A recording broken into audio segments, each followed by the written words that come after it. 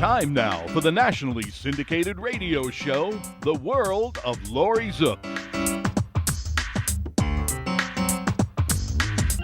And now, here she is, the smart, the sexy, the savvy, divine Miss C.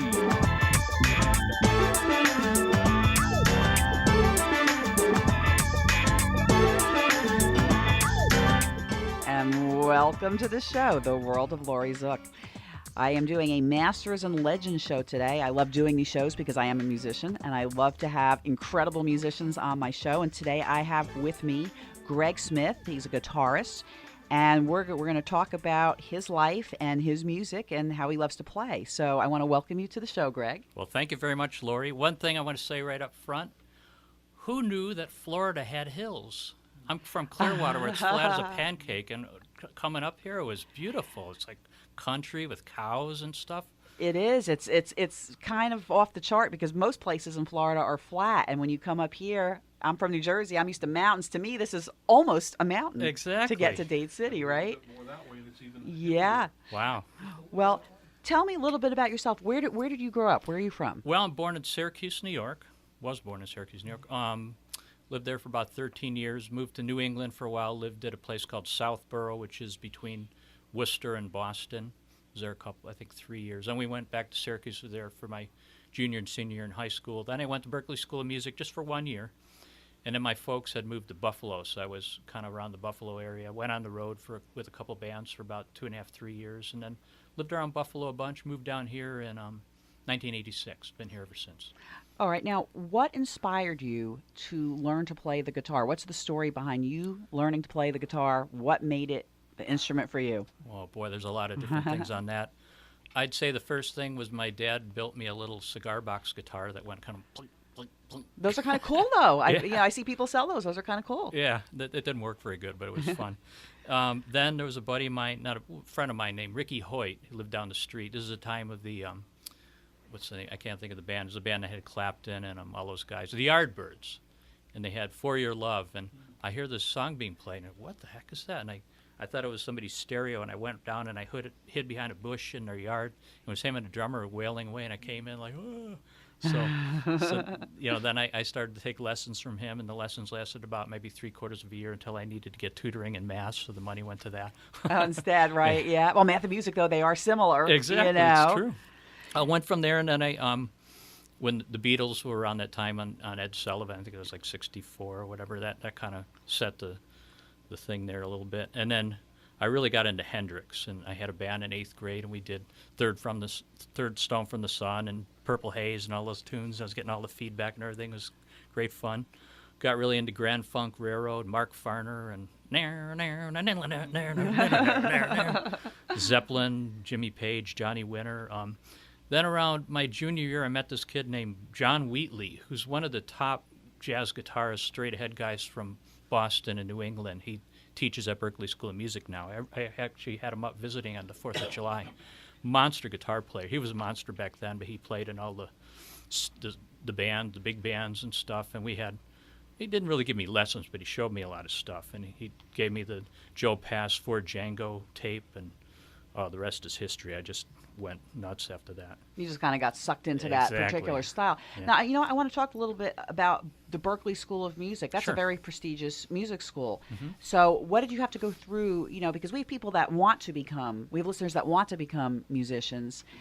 How difficult is it to get into Berklee? Well, this is 1973 we're talking, and at that time the draft had just ended. My name was ready to go, and then my birthday hit, and I think the draft ended 2 weeks before that. And there was a lot of guys that I think had signed up to get out of the draft, kind of, sort of. Right. And there was a lot of guys there, a lot of guitar players, about maybe 1,000 guitar players, which I think now the whole place is boomed exponentially. But at the time, it was fairly easy to get in. You just needed an audition tape, and you would get placed in certain levels and stuff. I challenged that in ear training because I said, I can do this. I got into the senior year for ear training, so that was good. But now I understand it's a lot harder to get in, and it's like a city now. There's just so much stuff happening. It's just expanded. Yeah, because you have to be the best of the best nowadays to get into a school like that, I think. That's what I'm told, yeah. Wow, that's awesome. Now, do you have other musically minded family members? Did you grow up with family members that were into music, or more from your friends and listening to these other people? More friends. My dad played clarinet, but all I could ever do is he would pick it up and go bloop, bloop. That's all he did his whole life with the thing. My mom played a little piano.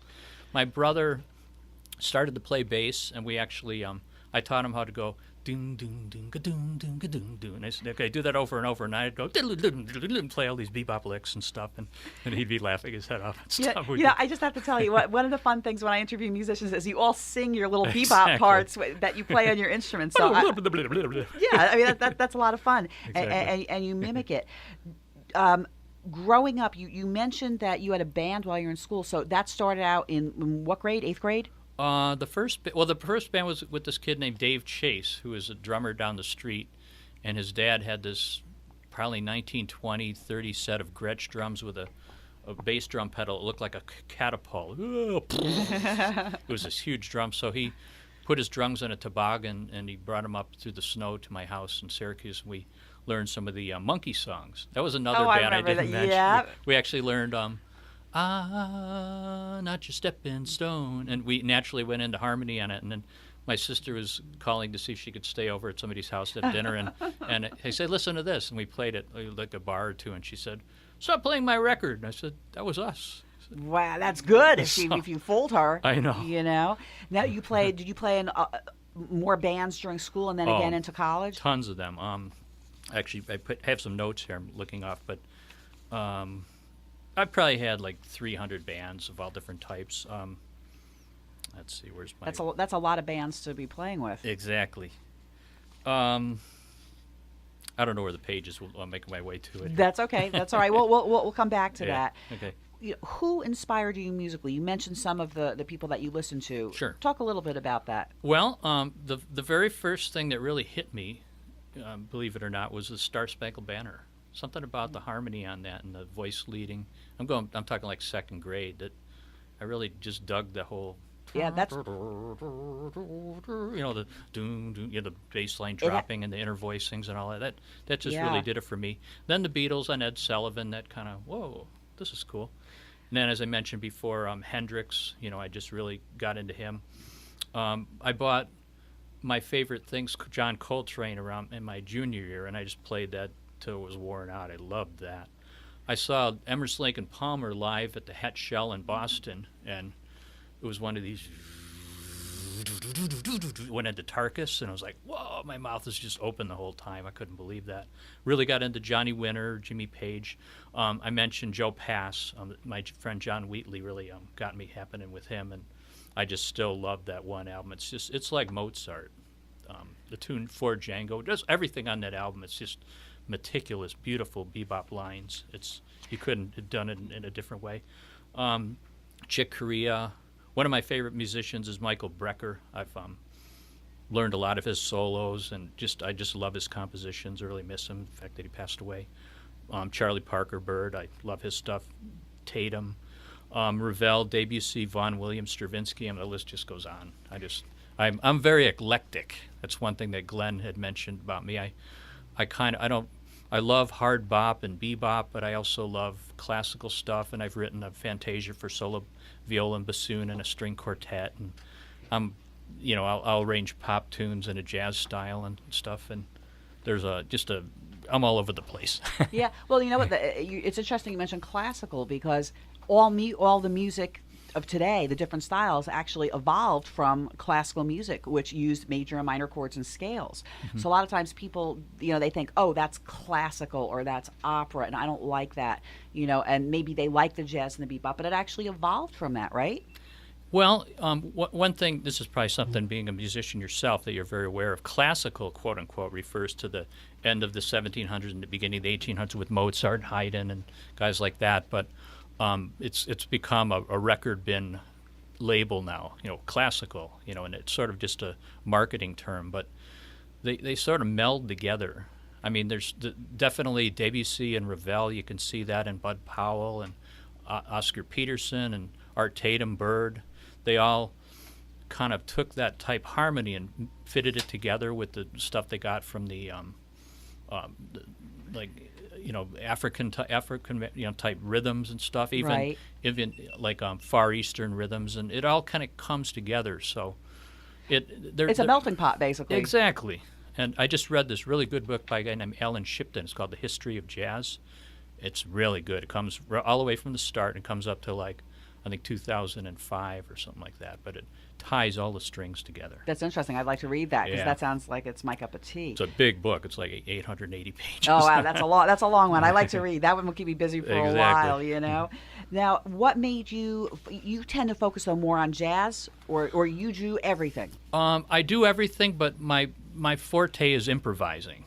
Like I started the whole thing of doing a lot of solo gigs maybe, 10 years ago. I did it before, but I got to a point where I could pretty much play solo for 6 hours without stopping, sometimes, which I would do, unless I had to go Wow. to the bathroom or something. Yeah, that's good. Well, what we're going to do, we're going to take a quick break. When we come back, I want to talk about improvising. I think that's a very interesting Let's topic. do it. So we'll be back in just a moment. Cool.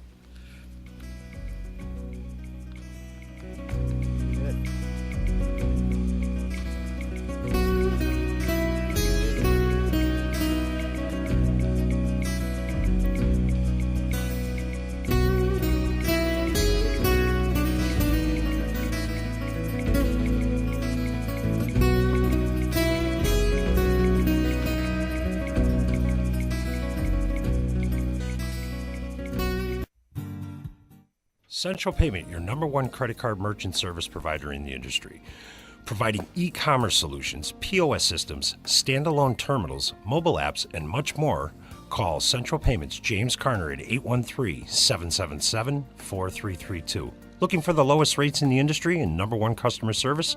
Call Central Payments James Carner at 813-777-4332. That's James Carner, 813-777-4332.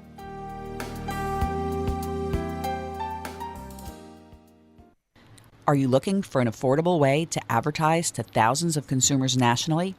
If you own a business and didn't think you could afford radio advertising, you need to call me, Laurie Zoock, host of the nationally syndicated radio show, The World of Laurie Zoock. My show reaches thousands of people on 29 AM and FM stations nationwide, as well as through the internet. Additionally, your commercials will also be heard on all of my podcasts and throughout social media sites. Don't wait another minute. Call me at 813-777-4908, 813-777-4908, and let me bring your message to the nation and to help you gain more exposure. Hi, this is Laurie Zoock, radio host from the World of Laurie Zoock. I was so nervous about getting tattooed, but after doing my due diligence and checking out companies and artists, I had my tattoos done by Justin Dubois of Suncoast Tattoos. He is knowledgeable and artistic, and he gave me a beautiful tattoo, and he put me at ease before, during, and after the process. I just love my new tattoo. Go get your tattoo at Suncoast Tattoos. Call them at 727-575-7935 today. That's 727-575-7935. Or go to suncoasttattoos.net. Do you suffer from back, neck, or body pain? Do you suffer from migraines or have jaw or face pain? Has conventional medicine failed you? Were you injured or in an accident? Call chiropractic physician Dr. Dan Maddock at 813-935-1664. Dr. Dan has helped thousands of patients gain relief for more than 30 years. Dr. Dan is caring, gentle, and takes his time with each patient. He's also a past president of the International Craniopathic Society, a special certification of only 300 chiropractors worldwide. Dr. Dan helps patients from the neck up and the neck down. Dr. Dan accepts most insurance plans. Don't continue to live in pain. Call 813-935-1664 today. That's 813-935-1664 and get on track to better health.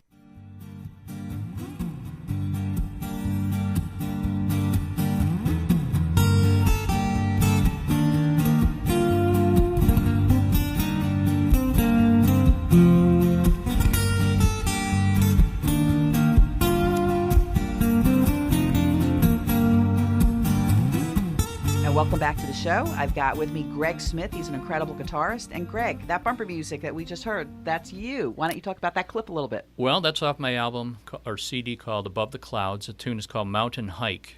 One of the things I love to do with my wife is every year we take a hiking vacation. In fact, 2 weeks ago we were up in Maine, up at Acadia National Park. Usually we go out west to the Grand Canyon or Bryce Canyon, Zion Canyon, places like that. I would like to stay overnight, but she likes to have the hotel with the shower. so Shower and the blow dryer and the makeup. Yeah. Exactly. I give her that part. But I just, I'll try to name my tunes. I'll usually have the idea, and then I'll name it afterwards. And it sounds like kind of trucking through the mountains. So I call it the mountain hike. Good. Yeah. Well, I want to go back in the last segment. We were talking about improvising. Sure. Now, that was something that was my weakness. How do you improvise? Do you have to know your scales? How do you know how to improvise, or is it just something you hear because you can hear the music when you're playing it? When I learned to play piano, I learned to read notes. When I played saxophone, I learned to read notes. No one ever said to me, "This is how you do it." How do you do it? Well, talking about Glenn Zatola, which we'll talk about a little later. This is his approach, and it's called an ear player, and that's the place you have to start. And what you do, first thing to do, there's a couple kind of places to dive into it, but the first thing is listen to your records and your CDs and find something that you could tackle that's not too hard, not too technically advanced, and just play that sucker over and over and over and get it down bar by bar and just memorize it. What that'll do is it'll kind of map out a path for creating your lines and melodies. And then try it yourself. Try improvising, and it'll put together. That's one approach. Now, another thing to do is it's way easier to sing something than it is to play it, because when you play it, you have to, finger, go left, go right. Right, go the fingering on the instrument, Exactly. how you're blowing into the horn, or the technique, right. When you sing, like, everybody can go, "Happy birthday to you," because it's, you've heard it a zillion times. So, right. If you kind of sit there and just turn everything off and listen, you'll get a little melody. Maybe hold it down to maybe one bar, ba-do, ba-do, and find those notes and just duplicate them. Ba-dee-doo-doo-doo-boop, and just duplicate that. And work on that, and then once you got one bar, move it up to 2 bars and just keep increasing it. It'll bring it all together. And then chords, scales, harmony and stuff, it's all good to learn. But if you get all that stuff in the beginning, it'll bring it right on up, and it'll make it real. It'll make it alive rather than sound like reading notes, or right. putting. Because when you improvise, though, you're usually playing within a key or within a scale. If everybody gets together and we're in the key of G, do you have to know your scales, or you're more listening to what you hear to put in? It depends on what we're playing. I love to play free also. I love Ornette Coleman and guys like that. Archie Shepp, where they would late Coltrane were, this like he was imitated talking. badly. Yeah, exactly. But I mean, that was a bad paraphrase, but there's one of the things to do, like, after the next step after what I mentioned is learn bebop or straight ahead jazz, which are very just synonymous terms, but learn that and just learn it by listening to the masters. And the same thing I said, we're duplicating like one of the solos and then making it your own. And then there's a whole thing I have, like I call that a surefire method of learning improvisation, which it's on my website. I can lay that on you a little later. But okay. If you start off with the ear and you do the other thing and you build it up and then get into bebop, that's sort of the grassroots of everything. Like, for an example, the other day I was listening to a Glenn Campbell special on his life, and he was wailing on some of these solos, and it was bebop lines. He's playing these country songs, but he's just playing these bop lines, and it's all. My wife said, "Oh, that's country." I said, "No, listen to it. It sounds like Joe Pass." So it's really the bottom line, and that goes back to Bach, where you learn how to play over chords, and you learn how to make a melodic line pass through a series of chords. And I mean, there's ways to do that, which is very quote unquote classical oriented and stuff, where you the whole counterpoint thing, which is good to know, but you can just do that by yourself, and it's a whole, yeah. It's a whole thing in itself. Exactly. Well, now, you're talking about jazz. What is the difference between what you call straight-ahead jazz and smooth jazz? How would you – I don't know enough about those two styles, so what's the difference? Well, smooth jazz, both of them, they're more or less record bin labels, or marketing terms for an easy way to think about it. I really like going with the Duke Ellington thing, that It's either good music or bad music. Now, there are a little bit of categorizations you can do for smooth jazz. Basically, smooth jazz, when it was real popular, when that was that station WSJT or whatever that one local station that's no longer here. Okay. And they had a whole crew of artists that would write and play for them. And basically, you have a pop arrangement that could have been done by someone like Beyonce or something like that, and you go and you pluck her out and you stick in a horn or a guitar playing the melody. Okay. And that's really what it is. And it's kind of like sort of easy listening, kind of put you to sleep okay. type stuff. Elevator music? To be honest, yeah. Now having said that, some of it is very good. Some of it will put you to sleep more than others. But now going over to the bebop and straight ahead jazz, that's when you learn the art of creating lines and creating melodies and using everything that you got, using your rhythmic ideas. And really, it comes down to individuals. Like even that Alan Shipton book I was telling you about, it comes down to Louis Armstrong, Bird, Art Tatum, John Coltrane, the central figures who created a whole paradigm of music, and it caused everything to shift. And then categories got to get invented, and they were copying Bird or they're copying Train and stuff, which is fine, because then each guy would take it and they would do their own twist on it, and you would come up with some really interesting music. But just like anything in life, I can't think of an example in politics, but I'm sure there's been someone that created like a whole new way of doing things, or something like the Industrial Revolution. I don't know who would be the dude that invented that, but invented the cotton gin, or Eli Whitney, or one of those dudes. Right, yeah. History, yeah. Everything changed, and that's really what it is. It's like there's pinnacle points, and it comes down to an individual who, for whatever reason, was just free of everything and kind of created it out of whole cloth and changed everything. The Beatles. The Beatles. Well, even the Beatles. I mean, they were like still derivative of the old rock and roll stuff. I'm talking more along the lines of improvisation and instant Right. Well, composition. You're making me think. I mean, sometimes you listen. You can go to a jazz concert and there's a melody if it's a song that you recognize. Mm-hmm. But sometimes you'll hear one person, usually the piano player, go off on a tangent to such an extreme that's when I start to fall asleep and go, okay, I no longer recognize the song. It's more of a show-off type thing, and that doesn't turn me on. But what I like is when they improvise on the melody line where you can actually hear the song. Right. That's one thing that Glenn really talks about, and we've become email buddies in the last year and a half or so. We constantly are sending each other stuff and ideas, and he really was he is a master. I mean, he's been around all the greats, and he's duplicated everything they do, and he has his own take on it, which is just amazing. He can just spin these beautiful melodies and lines and vary them, and it's like Mozart. It's like Mozart or Beethoven. It really is. Glenn says he's a child prodigy, and he doesn't have to study music. It just flows through him. Exactly. He was born with it, so to speak, whereas Totally. most people have to learn, at least to some extent. Well, let's talk about Glenn, because I've known Glenn for a few years. How do you know Glenn? We met. We did a couple gigs.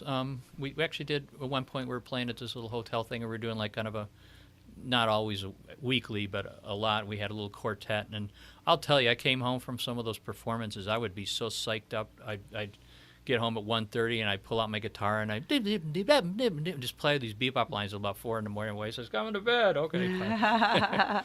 So, and then we did a couple pretty cool things. Like we did a gig with Edgar Winter. He had his a small big band. It was, I think, 10 horns or something, and a rhythm section, and we did the whole, I don't know if you're familiar with Edgar Winter, when he was playing with White Trash, he had this thing that he would do with the tune Tobacco Road, where he would come out front with the guitar player, and then he would scat, and the guitar player had to duplicate what he was doing. So. Oh, okay. I've seen Glenn do that with Suzanne Summers on one of his clips with Sing, Sing, Dun, Dun, yeah, Dun, Dun, Sing, Dun. Sing, Sing. And then she did the scat. He said he taught her how to scat. But the funny part was she would scat, and then he would play back exactly what she had just scatted. Exactly. And I went, how do people do that? I don't have that kind of talent. Yeah. I just like to play for myself. Exactly. So, well, going back to the Edgar thing, this yeah. is a pretty cool thing. It's one of my, I don't know if I have 15 minutes of fame, but it was like a big thing for me. I actually have a tape of it. It's pretty cool, a video of it. But the whole band stopped, and he would go, boop, bop, boop, bop. think we have to take a break or something. No, we're going to take a break in a minute. Tell me the rest of the story. So then I would go beep bop beep beep ba, and then he said he told me beforehand what he was going to do. He's going to do like 3 or 4 lines, and then he's just going to go nuts. And what I did, I said, well, I can try to get it, and I'm going to probably miss every other note. So I'm just going to come up with something myself. So at one point, I got into Eddie Van Halen a lot, where you tap on the neck and stuff. So I mostly composed this little thing. It was about like a 1-minute segment. So when we got to that part, I kind of went like this. And then I just went, did this whole little thing. You probably made him laugh and he went crazy, yeah, right? Exactly. That sounds good. Well, don't go anywhere. We're going to take a quick break. When we come back, you're going to play Ravel's Bolero. You're going to do the short version of it, but you're going to play it for us. So sure. Don't go anywhere.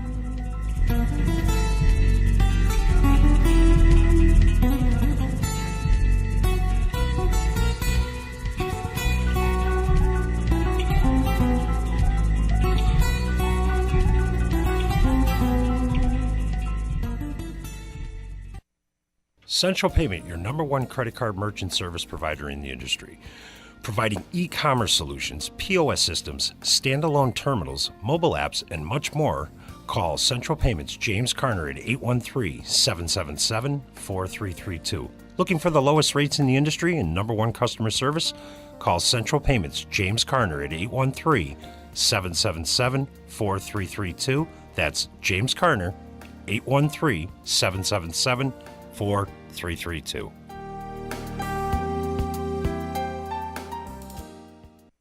Are you looking for an affordable way to advertise to thousands of consumers nationally?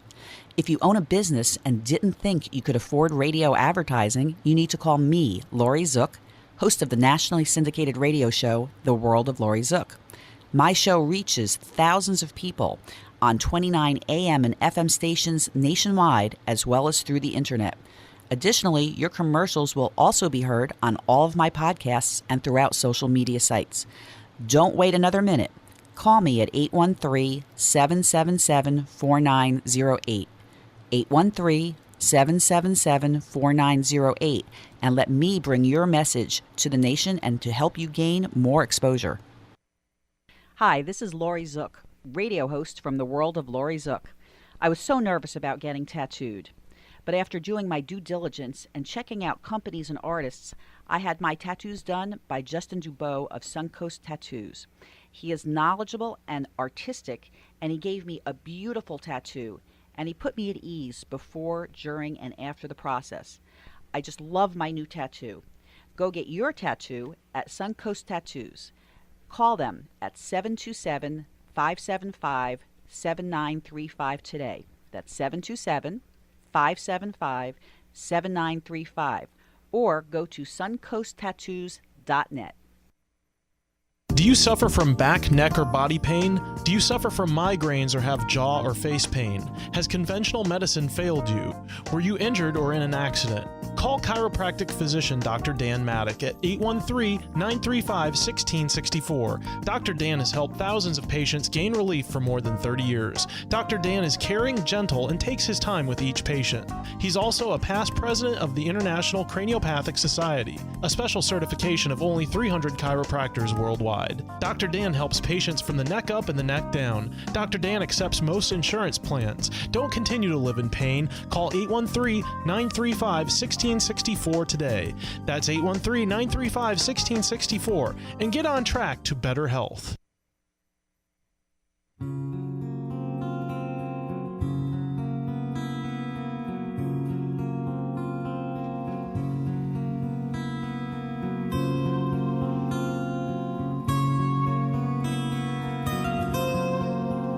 Welcome back to the World of Laurie Zoock. You've been listening to me talk with Greg Smith, who's an incredible jazz guitarist. And Greg, can you talk a little bit about the bumper music we just played? Sure. There was 2 of them. One was, the first one was Stop Sign in Brazil. One of these deals, I wrote kind of a Latin type thing.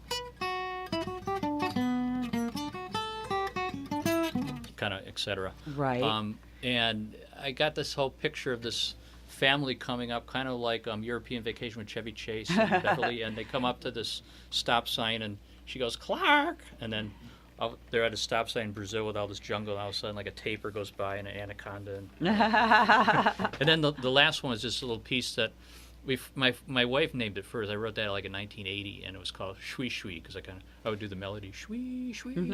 But then I thought I shouldn't call it that on the record, so I called it Dee's Dream for my wife's name. Oh, that's Doreen. nice. That's sweet. Yeah. Well, now you're going to play Ravel's Bolero, which really is a very long piece, and you're going to give us about a 3-minute or so version I of cut that. it all down. Now, just a little history on this. Sure. I got the idea from Larry Coryell when I saw him do a concert because he does a similar thing playing on a 12-string. And this is my own take on it. It's, I'll just play it. Play it.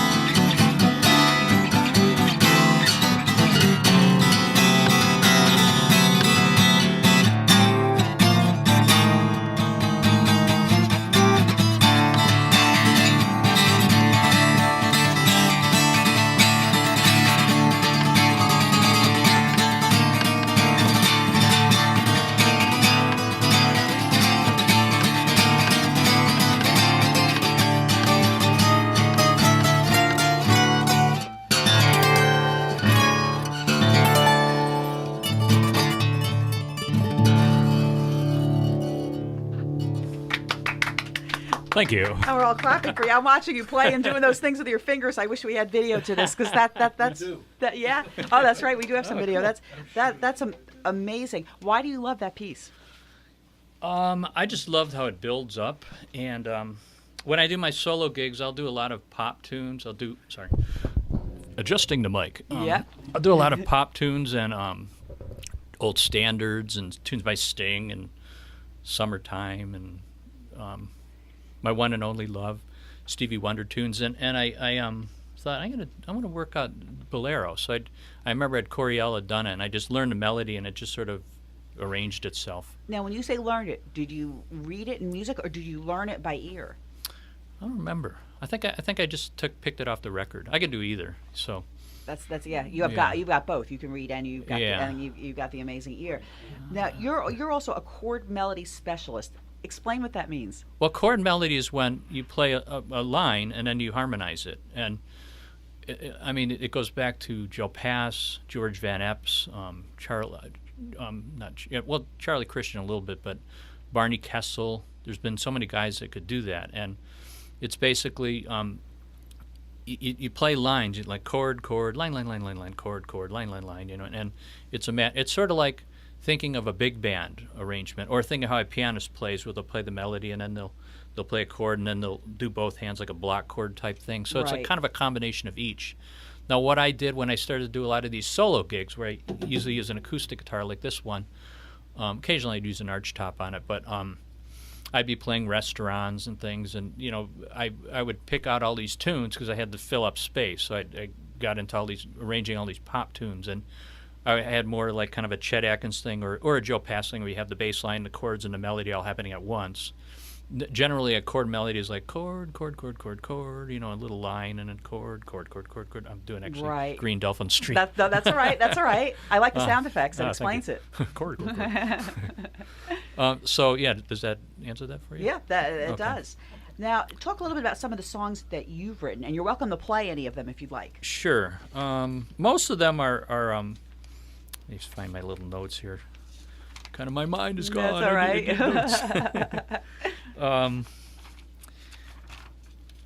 Like I said, I've written all kinds of stuff. A lot of solo pieces, and I'm not going to attempt to play them basically because they're like how do I put it? They're more for a band, or they're more for like an orchestrated thing. I have a few like that aren't necessarily under my fingers right now to play because I'm a little not warmed up. I mean, I usually save it for the third set when my fingers are all warmed up and stuff. Right. I haven't played other than that last tune since yesterday a little bit. But I have tons of tunes that I've written. Well, what inspires you to write the tunes? I know you said like when you go hiking, and you see things. Mm-hmm. Is that usually what does it?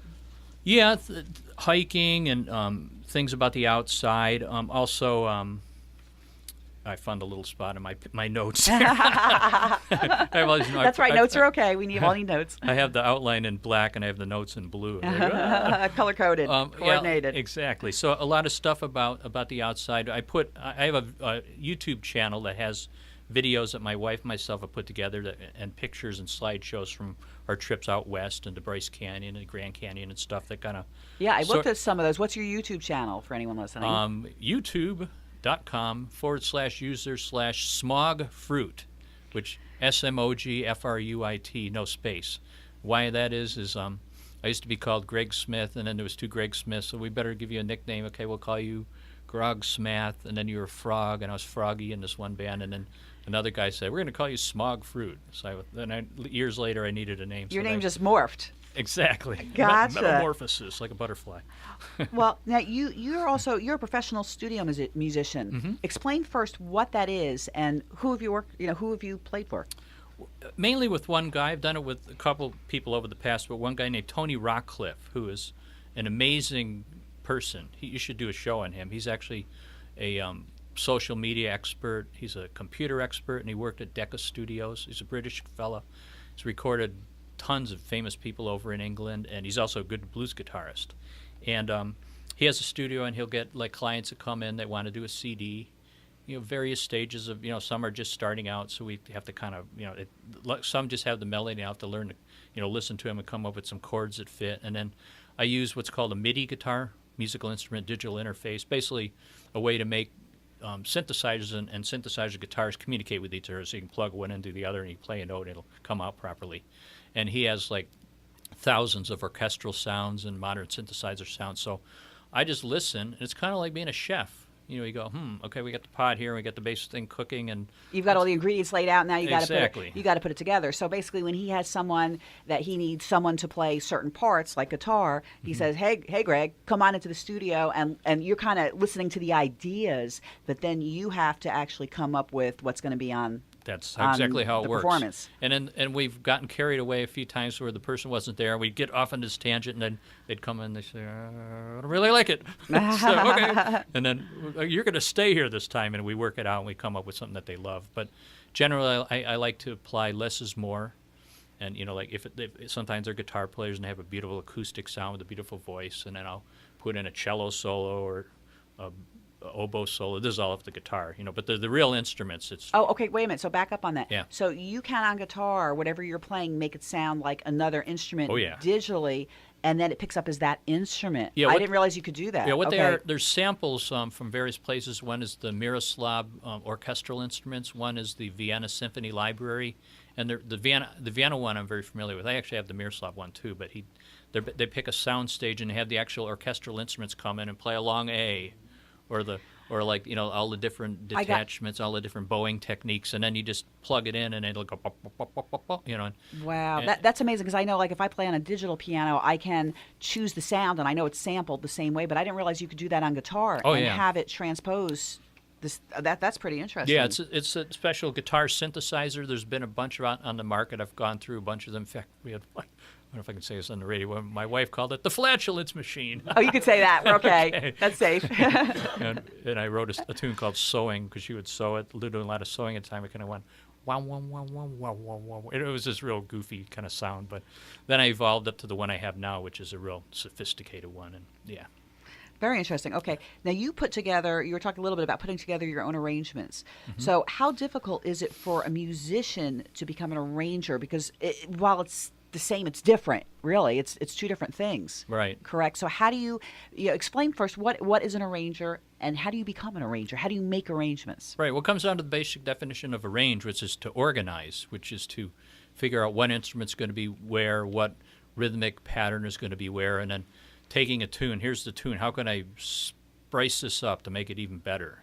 So I'm going to put a cello line that goes da do do do do do do do, and then timpani and stuff, and I'll try some of that. Sucks, then I'll get rid of that. And it's a matter of trial by error, but pretty much, and then I'll write out like a little cliff sheet on some manuscript paper, like some chords or some counterpoint, and then I'll come into the studio and I'll lay on the parts down, and it's sort of it's kind of like asking a pro tennis player, like, how do you play? Because there's a lot to it. And at the stage, I'm 60 now. I've been playing since 1966. I guess it's going to be 50 years. Oh my gosh! So wow, you don't look that old. I have to say, you don't look that old. Thank you very much. You're welcome. So, it's kind of like it's just when I do it, it's very intuitive at this point. Like I'll hear the thing and I'll listen to it over and over. We have a woman named Suzette who we're doing a CD for now, and she had this old recording that was done by her, I think it was her aunt or something in the 60s, and it was real kind of, okay, how do I spice this up? And she wanted something more modern sounding, so I put kind of a some you got some string rhythm patches going and to stuff, and she was like, she was blown out and crying and stuff, how good it was. So Oh, that's good. All right, well, don't go anywhere. We got one more segment left. I got a lot more questions for Cool. you, so stay with us. I have a lot of answers. All right. Be right back.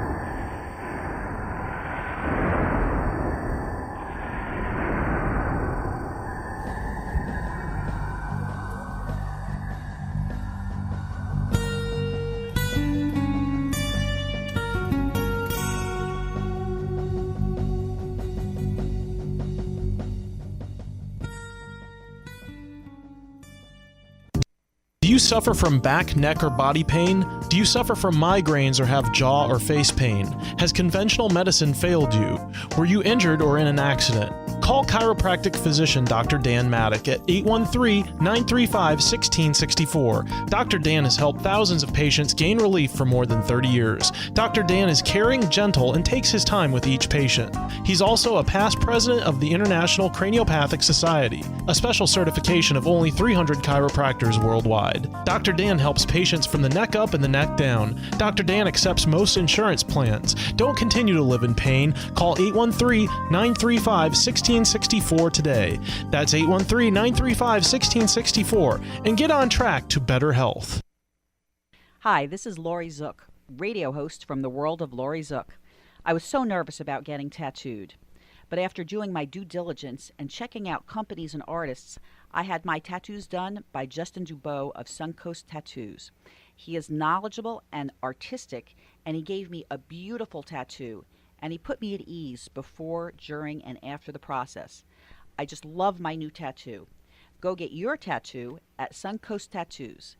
Call them at 727-575-7935 today. That's 727-575-7935. Or go to suncoasttattoos.net. Are you looking for an affordable way to advertise to thousands of consumers nationally? If you own a business and didn't think you could afford radio advertising, you need to call me, Laurie Zoock, host of the nationally syndicated radio show, The World of Laurie Zoock. My show reaches thousands of people on 29 AM and FM stations nationwide, as well as through the internet.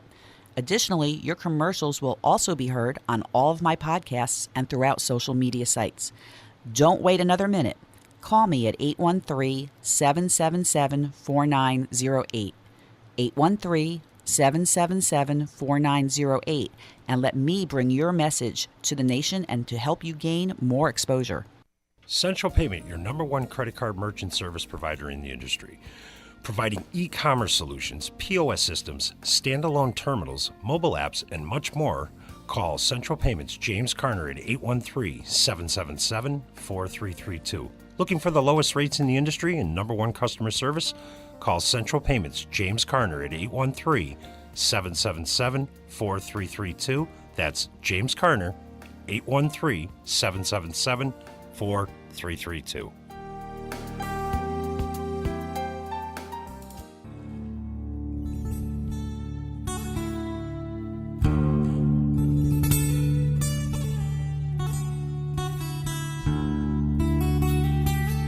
Welcome back to the show. I have with me Greg Smith. If you're listening, you'll know he's an incredible guitarist. And we were talking about music and arrangements.